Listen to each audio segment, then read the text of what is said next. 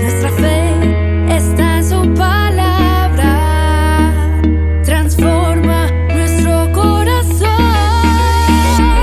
Su mano sostiene, su luz ilumina, me muestra el camino que debo seguir. Llevamos al mundo el mensaje de vida, llenos de firmeza y amor en IDF.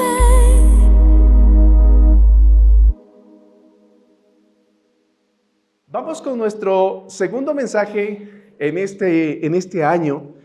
En este año estamos hablando de un tiempo de conquistar, estamos hablando de un tiempo de llegar a tomar los retos que el Señor tiene para nuestras vidas. Y mientras preparaba este mensaje me acordaba de algo. Tendría tal vez unos 8 años, 7 años, y nos íbamos con mi papi y nos íbamos a visitar una familia en Ibarra. Y no sé si ustedes han visto, ahí en San Pablo hay una recta bien larga, no sé si han visto, ¿no es cierto? Y que se corona una parte así. Bueno, la cosa es que mientras íbamos en esa recta, mi papi se comienza a reír y suelta una carcajada que hasta ahora me acuerdo. Y claro, ¿qué pasó, no? Entonces mi papi tuvo que parar, meter retro e indicarnos el motivo de su risa.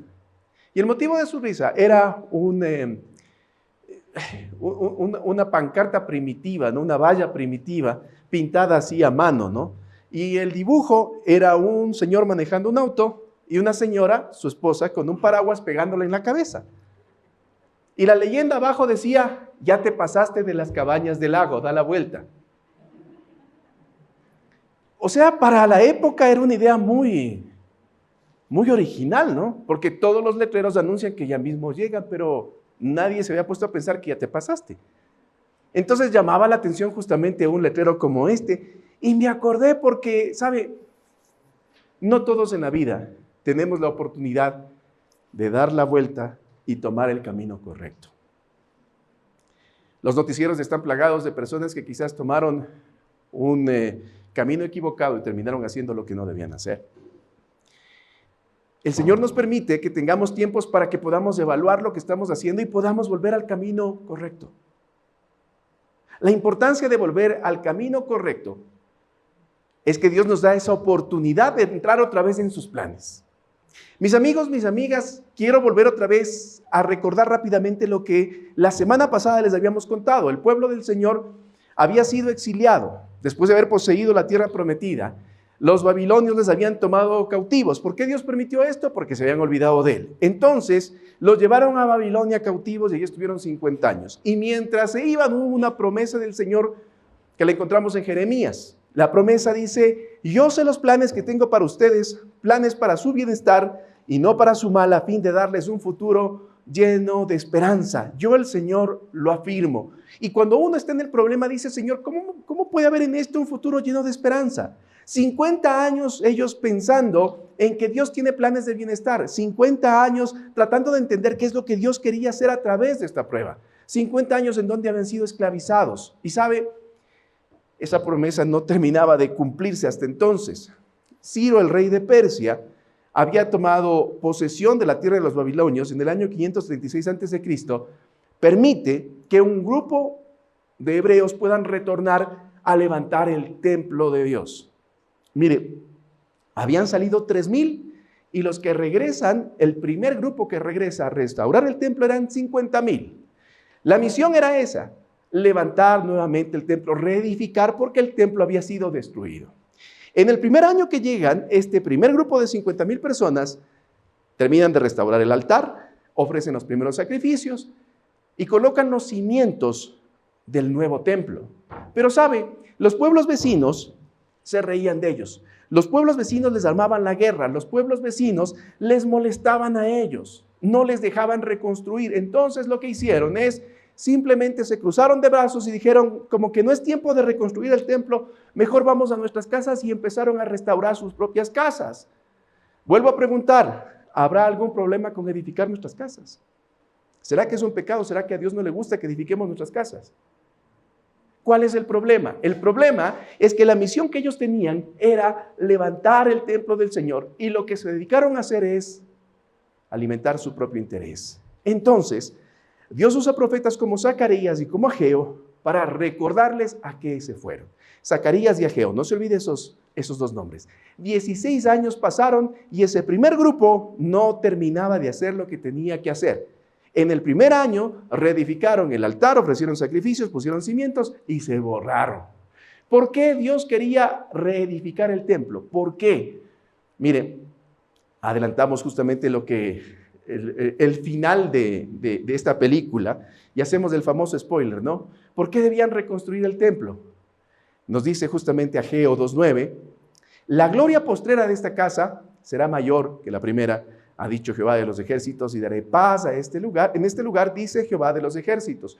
¿Por qué debían reconstruir el templo? Porque el primer templo se quedaba chico para la gloria que iba a venir. ¿Y cuál era la gloria que iba a venir? 500 años después, en ese templo iba a estar Jesús. Entonces, el Señor permitió que se pueda reedificar el templo para que entre la presencia de nuestro Señor Jesucristo. ¿Por qué Dios permite que nuestros primeros intentos se vayan al piso? ¿Sabe por qué? Porque los primeros intentos están hechos en nuestra fuerza. Entonces Dios derriba lo que hacemos y permite que en el siguiente intento ya no lo hagamos de nuestra fuerza, sino que permitamos que nuestro Señor Jesucristo, Dios Padre y su Espíritu Santo nos guíen lo que debemos hacer. Mis amigos, a veces el Señor permite que esto pase para que veamos una presencia de Dios mayor en nuestras vidas más adelante. Y a veces nuestros primeros esfuerzos se quedan chiquitos comparado a lo que Dios tiene en pensamiento para nosotros. Sus planes son de bienestar, pero nadie nos ha dicho que se van a cumplir enseguida. A veces debemos vivir procesos antes de ver la gloria del Señor.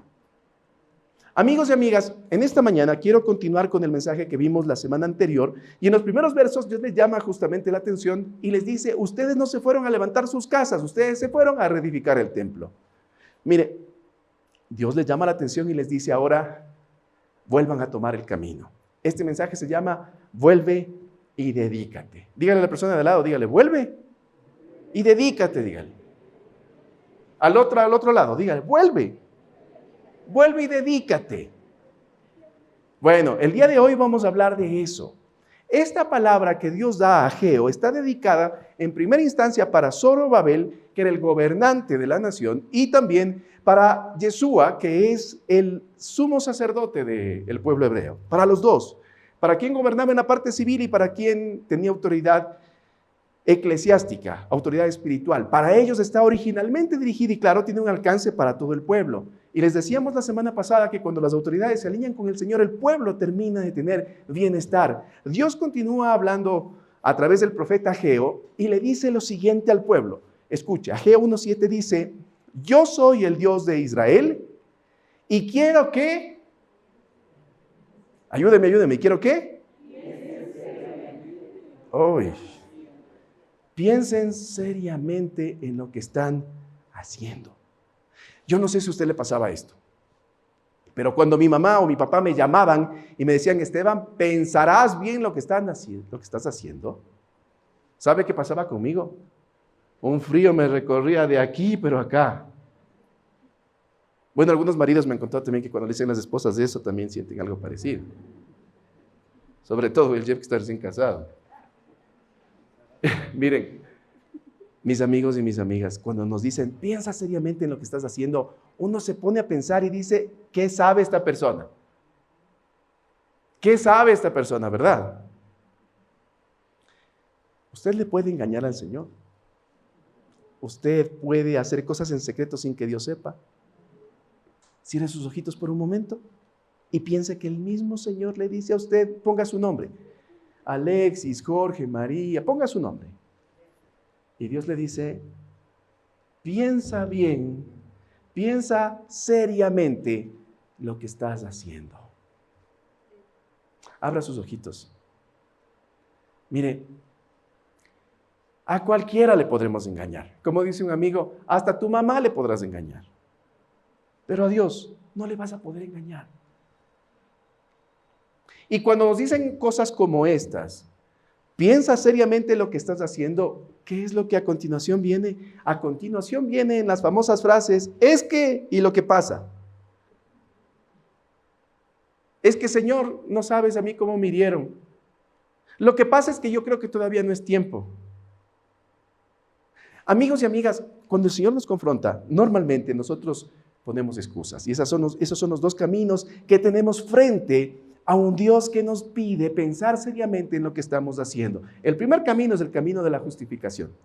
Y decir, tengo razones para proceder como estoy procediendo.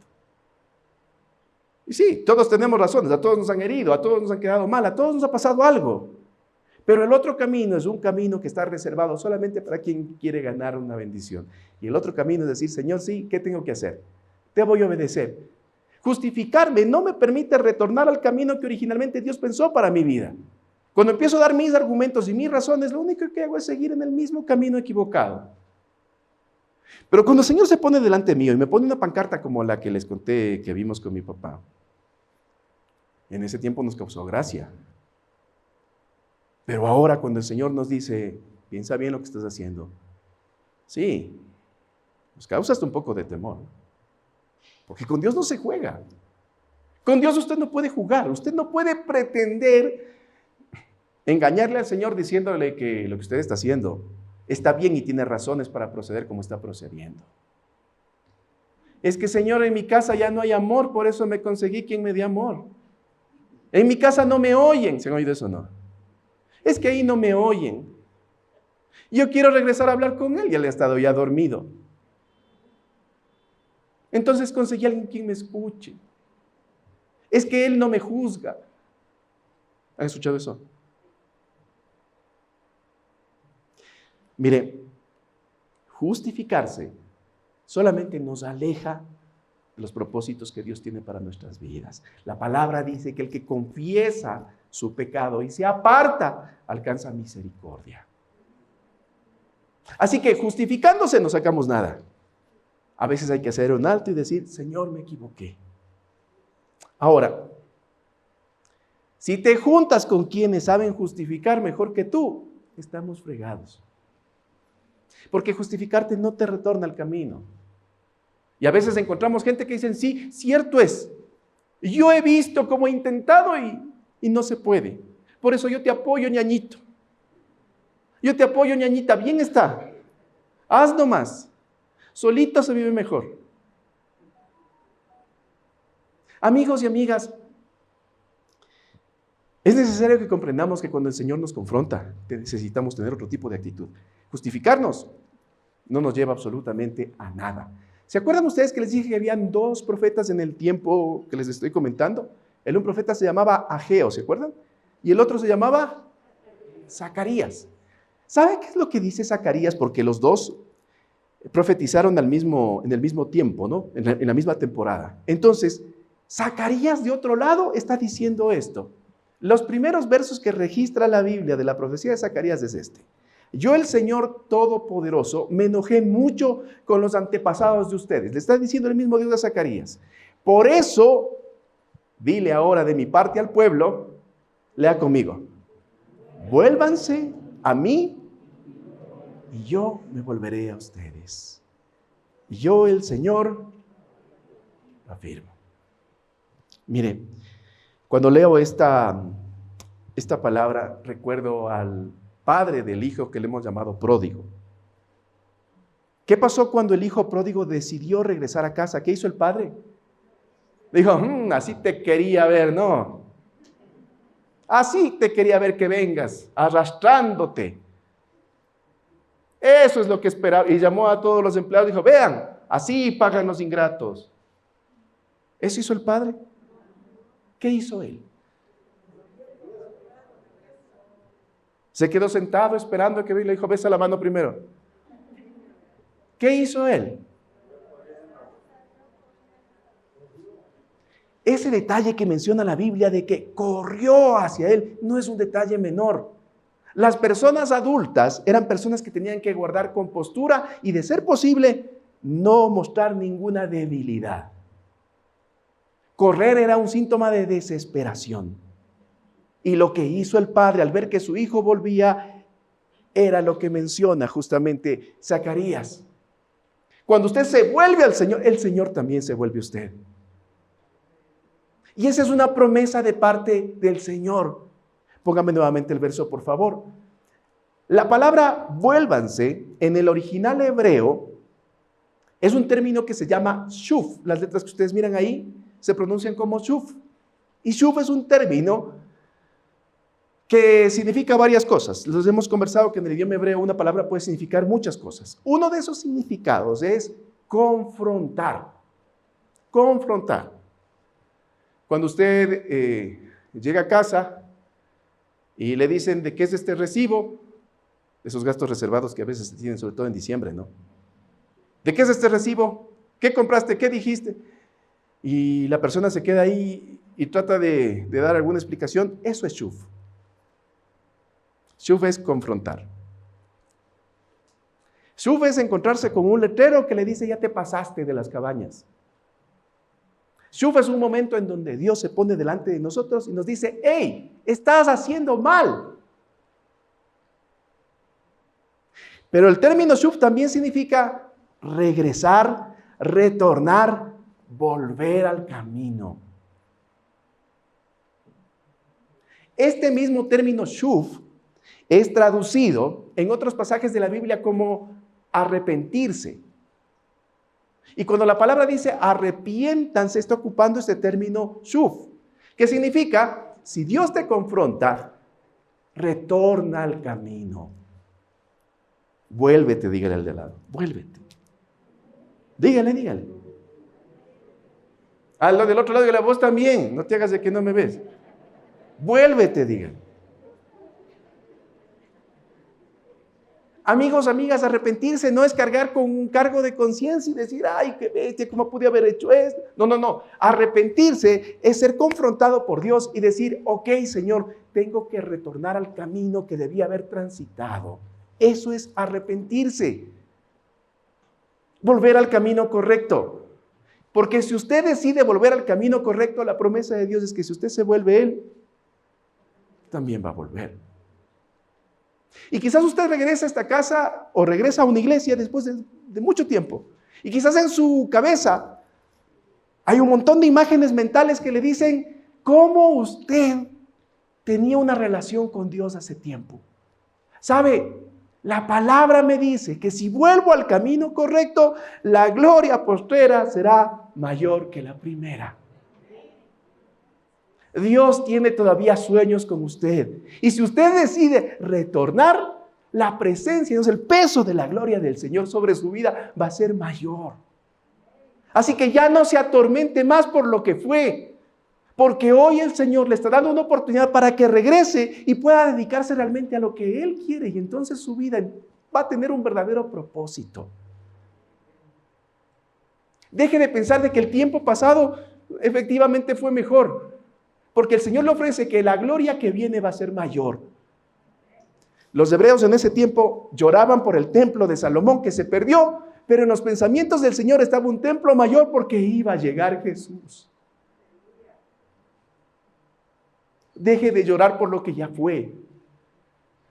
Lo que ya fue, ya estuvo. Ahora el Señor tiene una gloria mayor para su vida. El poder de Dios, la bendición del Señor, la unción de Dios sobre su vida puede ser mayor, pero depende de usted. Si usted decide volver, y usted estará pensando, ¿volver a qué? Volver al templo, volver a la iglesia, volver a lo que hacía antes, ¿volver a qué? Mire, después de 50 años de cautiverio y 16 años de andar, perdón la expresión, tonteando, este pueblo había decidido meterse a reconstruir sus casas. Jerusalén tiene algunas montañas alrededor. Y en esas montañas, durante 50 años, la madera de los árboles había crecido, había más madera. Y la madera es un bien preciado en ese tiempo y acá también. Si tengo un mueble de madera y tengo un mueble de melamina, ¿cuál es más costoso? ¿Cuál es más fino? ¿Cuál es más preciado? ¿La madera natural o el acrílico?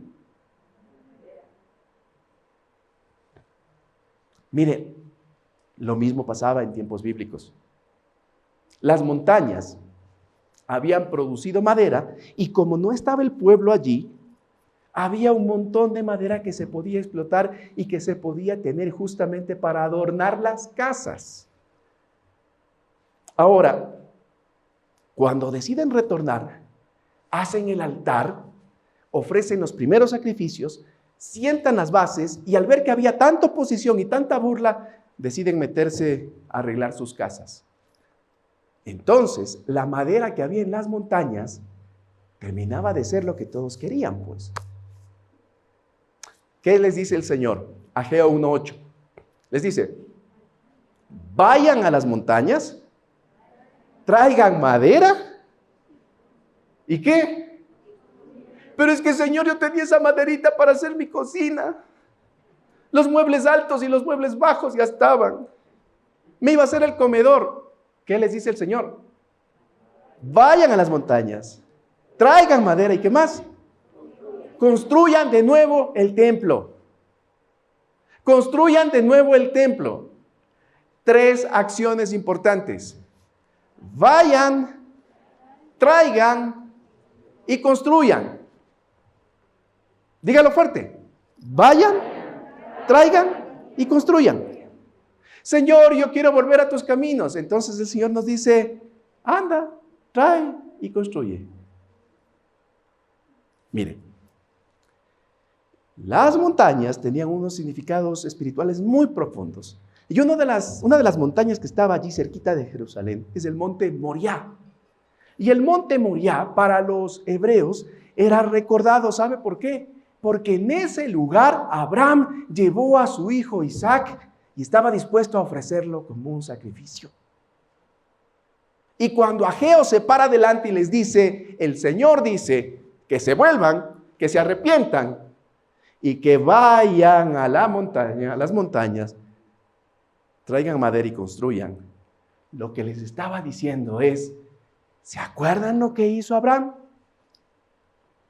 ¿Qué tenía Abraham en la montaña? Tenía al hijo de su anhelo. Tenía lo más preciado. Mientras que ese pueblo lo que tenía en las montañas era la maderita, pues, que habían dejado que crezca. El recurso que dijeron, esto es para nosotros, para adornar nuestras casitas. Y el Señor dice, ¿en serio que estás arrepentido? Así como Abraham me ofreció a su hijo, estaba dispuesto a ofrecerme a su hijo, a sí mismo. Lo que estás atesorando, tráelo para el templo. Ni un amén.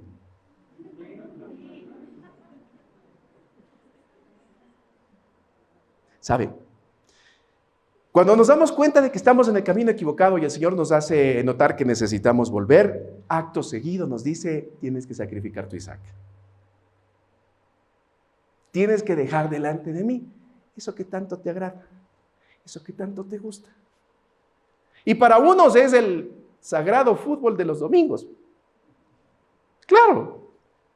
Es que yo juego a las 8 en la Liga de la Magdalena, a las 11 juego en San Roque, a la 1 juego en San Juan, y a las 5 solteros contra casados con mis amigos. Pero es su Isaac. Es lo que ama, es lo que le gusta. ¿Qué voy a estar ahí en la iglesia sirviendo desde las 8 de la mañana como los 7 de la mañana? Muertos del frío. Hasta 3 de la tarde que hay que dejar todo limpio y todo arreglado. Eso es a unos. A otros, ¿qué es que hay que hacer? ¿Qué es que el Señor pide? Lo primero y lo mejor. No. Y así le puedo seguir enumerando tantas cosas que a veces lo tenemos como nuestro Isaac. A veces es nuestro tiempo, nuestros recursos, nuestros conocimientos. A veces mi orgullo, pues. El Señor me dice que tengo que cambiar y yo le digo, ¿cómo así? ¿Cómo así si me ha ido bien todo el tiempo? Hasta aquí estoy bien, aunque mi mujer no opine lo mismo. A veces hemos guardado y hemos atesorado nuestro resentimiento, pues ese es nuestro tesoro, porque nuestro resentimiento es la bandera para hacer lo que yo quiero. Y cantamos ese corito que dice, yo soy rebelde porque el mundo me ha hecho así. Y echamos la culpa a todo mundo y no reconocemos que nosotros queremos ser lo que estamos siendo. A veces nuestro resentimiento lo atesoramos, realmente como los argentinos levantando la Copa del Mundo, así lo cuidamos. porque es el motivo que nos permite hacer lo que queramos. No le digan nada, porque así es él, así es ella. Es que como de chiquito ha sufrido. Todos en alguna manera hemos sufrido de pequeños, todos de alguna manera hemos sido marcados por el rechazo, por el dolor, todos. Pero sabe, el Señor hoy nos dice, vuélvete a mi plan. Si te vuelves a mi plan, yo me vuelvo a ti. Y la gloria que vas a tener después va a ser mayor de la que has tenido. ¿Cuánto vale su orgullo? ¿Cuánto vale su tiempo? ¿Cuánto vale sus recursos? ¿Cuánto vale su resentimiento? ¿Vale más que la gloria de Dios? Mire, necesitamos comprender que no es solamente de sentirnos mal. No solamente es decir, ay, sí, cierto, no estoy haciendo bien. ¿Qué cargo de conciencia que tengo? Bueno, vamos a la casa a seguir en lo mismo. No se trata de eso. Se trata de que cuando somos confrontados con el Señor, cuando somos confrontados con su presencia, con sus principios, tomemos decisiones. Y el Señor nos dice, vayan, traigan y construyan.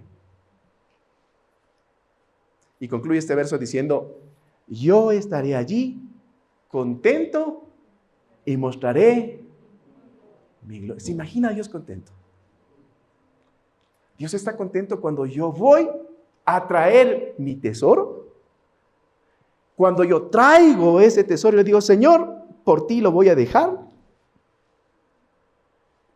Y cuando con mi tiempo, con mis recursos, con mi talento, construyo su reino, su presencia en la tierra. No se trata de llorar solamente, no se trata de sentirse mal, no se trata de tener un cargo de conciencia, se trata de tener acciones. Se trata de poner en el altar sacrificios. A veces es el fútbol, Señor, aquí te dejo. Te vengo a servir dejando. Yo sé que la Liga San Juan se queda sin estrella, pero aquí vengo a dejarte, Señor.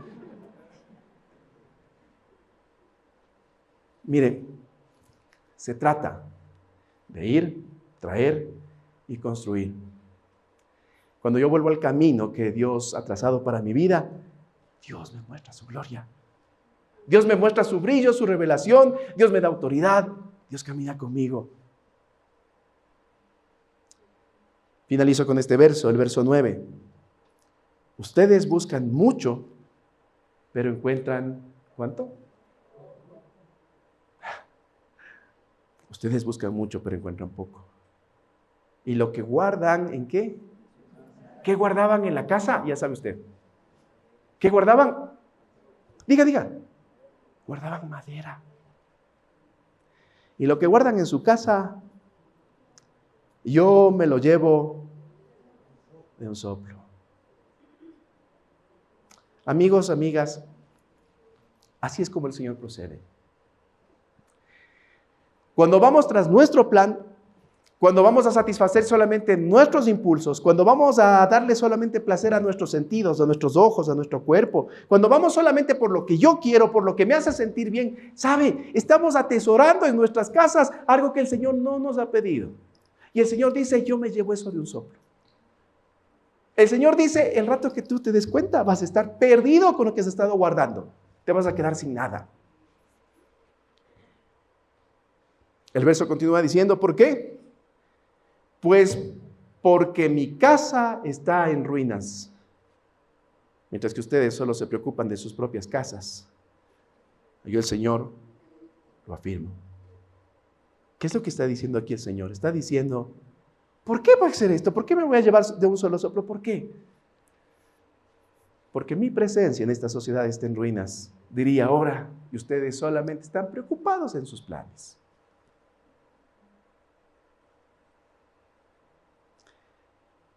Cuando te preocupas solamente de tus proyectos, llega el día en que el Señor sopla y todo se va al piso.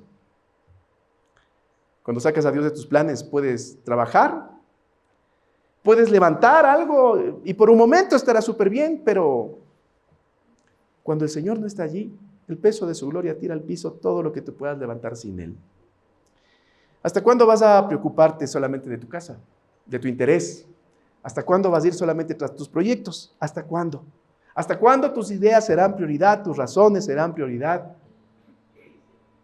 Cuando todos los días hay gente que parte la eternidad sin Cristo. Cuando tú en algún momento fuiste confrontado y el Señor te dijo, yo te quiero para que anuncies mis verdades. ¿Hasta cuándo vas a seguir cegado por las luces de la popularidad, de lo lindo que te está yendo? Cuando tú tienes en tu corazón a ese Dios capaz de transformar realidades.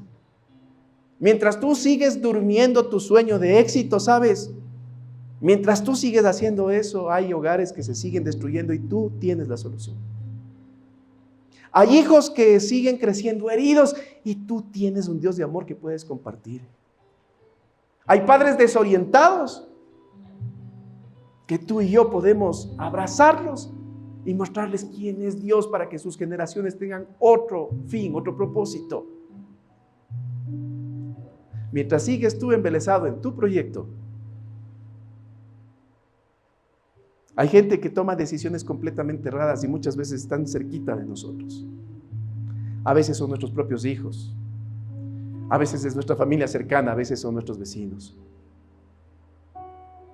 Pero estás tan ocupado en tus proyectos, en tus planes, en tus cosas, que si Dios mandaría a Ageo, quizás nos diría lo mismo. Sigues preocupado de tu casa mientras la casa del Señor está en ruinas. ¿Hasta cuándo? Sigues tratando de arreglar lo mismo de siempre. Es que no nos tratamos bien, es que no nos hablamos bien, es que ya no hay amor, es que... Mientras en tu barrio todos siguen yéndose de patas al infierno. ¿Hasta cuándo?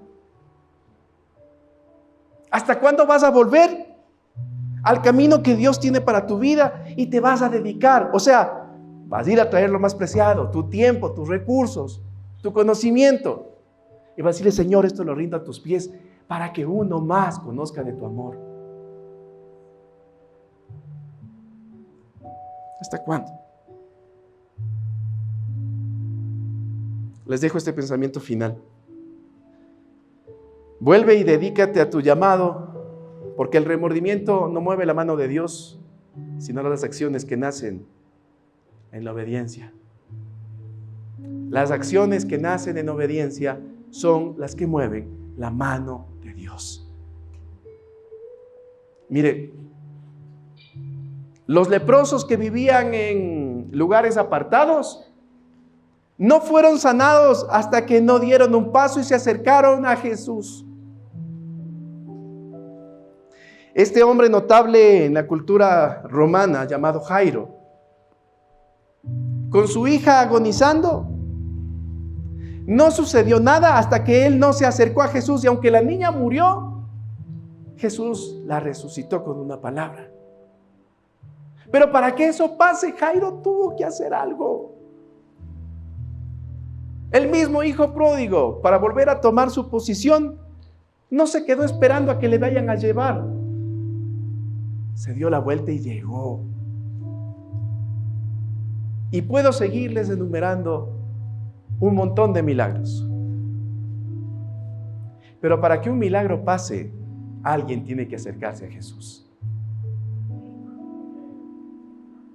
Por eso la invitación es esta: vuélvete, deja de vivir como has vivido hasta aquí y permite que el Señor moldee tu vida nuevamente, y vas a ver que lo que viviste antes será nada comparado a lo que empezarás a vivir desde que te vuelvas al Señor. Vuélvete y dedícate al llamado que el Señor tiene para ti. Como decían los chicos de la mañana, vuelve a la casa de tu Padre. Esta mañana el Señor ha hablado y ha puesto delante de ti la muerte y la vida. ¿Qué vas a hacer? ¿Vas a seguir por el camino equivocado? ¿O vas a darte la vuelta y vas a ir por lo preciado? ¿Vas a traerlo y vas a construir? Decide. Decide, porque eso es lo que aprenderán tus hijos y los hijos de tus hijos. Mañana no te quejes que tu hijo está por aquí, está por allá, y que no quiere, porque seguramente copiará lo que tú estás haciendo. Pero si tú quieres que tus generaciones tengan otro final, vuélvete y dedícate a lo que el Señor te ha llamado. Aquí termina mi parte y ahora comienza la tuya. Ahora es tu decisión. Ponte de pie, alabemos al Señor. Somos una familia que ama a Dios, que sirve a su prójimo llenos de pasión.